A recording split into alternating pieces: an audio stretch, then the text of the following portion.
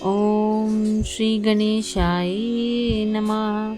श्री लक्ष्मी नारायण भगवान की जय। आज हम सबसे पहले आने वाले कार्तिक मास के बारे में सुनेंगे। कार्तिक मास का क्या महात्म्य है, क्यों इस मास को इतनी ज़्यादा महत्व दिया जाता है। एक बार ब्रह्मा जी ने नारद जी को कार्तिक माह के विषय में बताते हुए कहा कि कार्तिक माह भगवान विष्णु जी को सदैव ही प्रिय है। इस मास में भगवान विष्णु जी का ध्यान करते हुए कोई भी पुण्य कार्य किया जाए उसका फल अवश्य मिलता है। सभी योनियों में से मनुष्य योनि को सर्वश्रेष्ठ तथा दुर्लभ कहा गया है।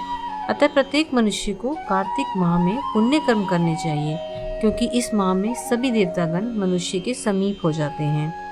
इस माह में भगवान को प्रसन्न करने के लिए किसी भी मंदिर में भजन कीर्तन करना चाहिए, स्वयं दीपदान करना चाहिए अथवा दूसरे के दीपक की रक्षा करनी चाहिए।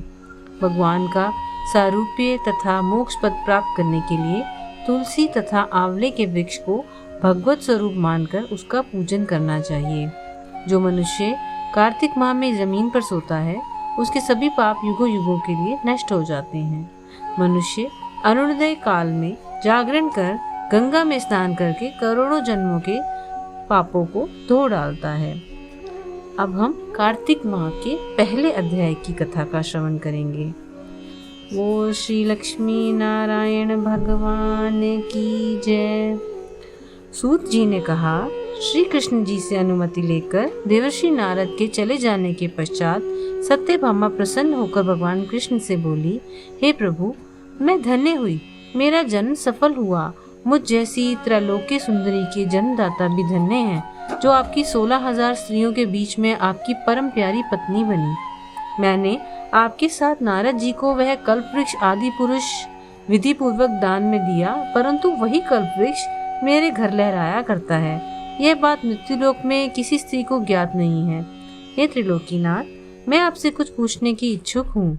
आप मुझे कृपया कार्तिक महात्म्य की कथा विस्तार पूर्वक सुनाइए, जिसको सुनकर मेरा हित हो और जिसके करने से कल पर्यंत भी आप मुझसे विमुख ना हो।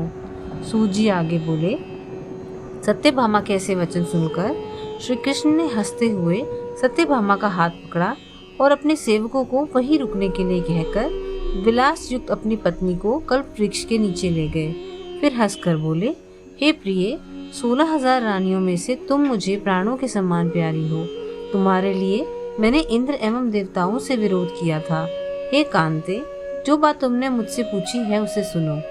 एक दिन मैंने तुम्हारी इच्छा पूर्ति के लिए गरुड़ पर सवार होकर इंद्रलोक जाकर कल्प वृक्ष मांगा। इंद्र द्वारा मना किए जाने पर इंद्र एवं गरुड़ में घोर संग्राम हुआ और गोलोक में भी गरुड़ जी ने गौओं से युद्ध किया।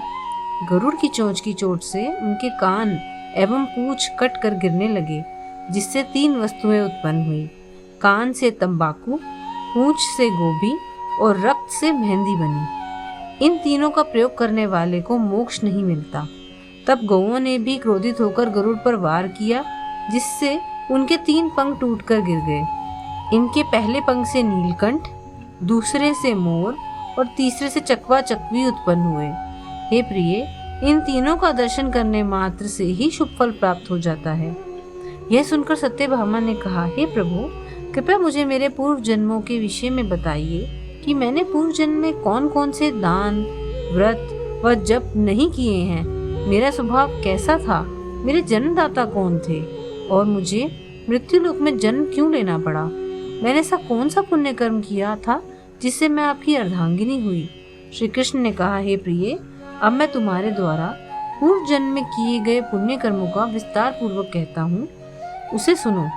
पूर्व समय में सतयुग के अंत में मायापुरी में अत्रि गोत्र में वेद वेदांत का ज्ञाता देव शर्मा नामक एक ब्राह्मण निवास करता था। वह प्रतिदिन अतिथियों की सेवा, हवन और सूर्य भगवान का पूजन किया करता था। वह सूर्य के समान तेजस्वी था। वृद्धावस्था में उसे गुणवती नामक कन्या की प्राप्ति हुई। उस पुत्रहीन ब्राह्मण ने अपनी कन्या का विवाह अपने ही चंद्र नामक शिष्य के साथ कर दिया। वह चंद्र को अपने पुत्र के समान मानता था और चंद्र भी उसे अपने पिता की ही भांति सम्मान देता था। एक दिन वे दोनों कुश व समिधा लेने के लिए जंगल में गए। जब वे हिमालय की तलहटी में भ्रमण कर रहे थे तब उन्हें एक राक्षस आता हुआ दिखाई दिया। उस राक्षस को देखकर भय के कारण उनके अंग शिथिल हो गए और वे वहां से भागने में भी असमर्थ हो गए। तब उस काल के समान राक्षस ने उन दोनों को मार डाला। चूंकि वे धर्मात्मा थे इसलिए मेरे पार्षद उन्हें मेरे वैकुंठ धाम में मेरे पास ले आए। उन दोनों द्वारा आजीवन सूर्य भगवान की पूजा किए जाने के कारण मैं दोनों पर अति प्रसन्न हुआ। गणेश जी, शिव जी, सूर्य व देवी, इन सब की पूजा करने वाले मनुष्य को स्वर्ग की प्राप्ति होती है। मैं एक होता हुआ भी काल और कर्मों के भेद से 5 प्रकार का होता हूँ। जैसे एक देवदत्त, पिता, भ्राता आदि नामों से पुकारा जाता है। जब वे दोनों विमान पर आरूढ़ होकर सूर्य के समान तेजस्वी, रूपमान, चंदन की माला धारण किए हुए मेरे भवन में आए तो वे दिव्य भोगों को भोगने लगे। पहला अध्याय समाप्त हुआ।